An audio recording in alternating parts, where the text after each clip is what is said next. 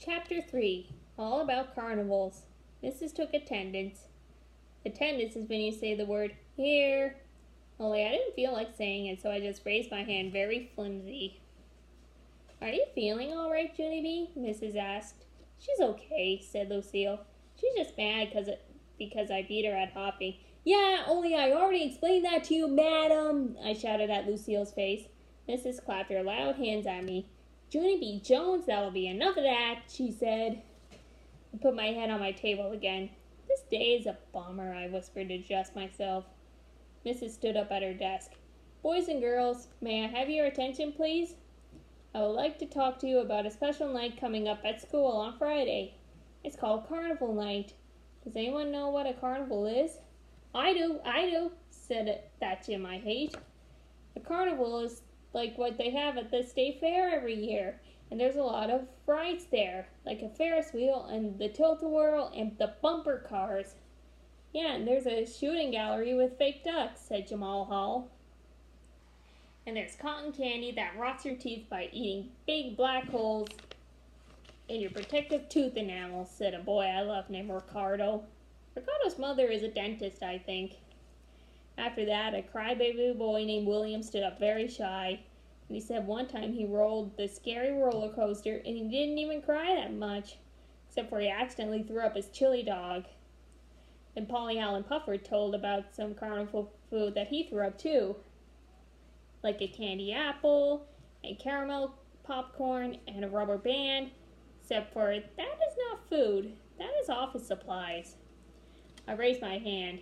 Carnivals are rip-offs, I said, because one time my daddy kept on trying to knock over 3 bottles with a ball, but even when he hit them, they wouldn't fall down, so he and Mother had to call the cops, and also eyewitness news at 6 and 10.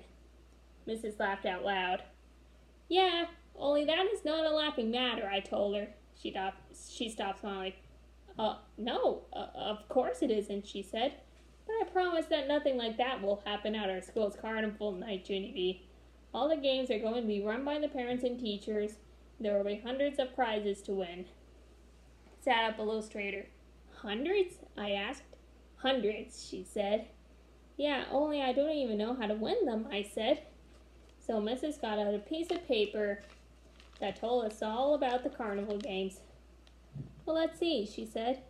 Says there will be a fishing booth, a penny toss, a moonwalk tent, a putting green, clothespins in the model, basketball shoot, a ring toss, and a booth where you can throw wet sponges at our principal's face.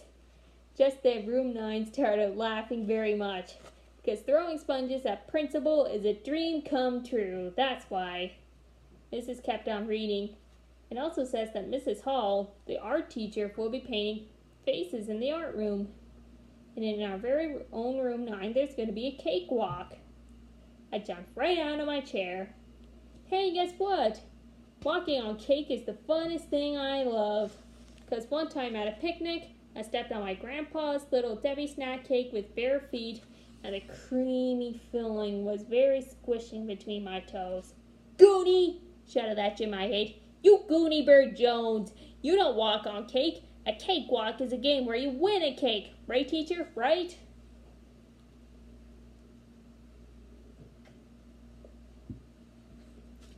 Mrs. made squinty eyes at him. Yes, Jim, but we do not call people gooey birds. Calling people names is rude. Plus, if you want to make a comment, I would appreciate it if you would politely raise your hand. Like me, right, Mrs.? I hollered out, because I raised my hand very polite when I told you that carnivals were rip-offs. Remember that? Then a lot of other kids shouted that they were very polite, too. And so I had to stand up on my chair so Mrs. could hear me. Yeah, only they can't be as polite as me, right, Mrs.? Because I said it first. Right? Right? Then Mrs. rubbed her head for a very long time, and also she took some aspirin.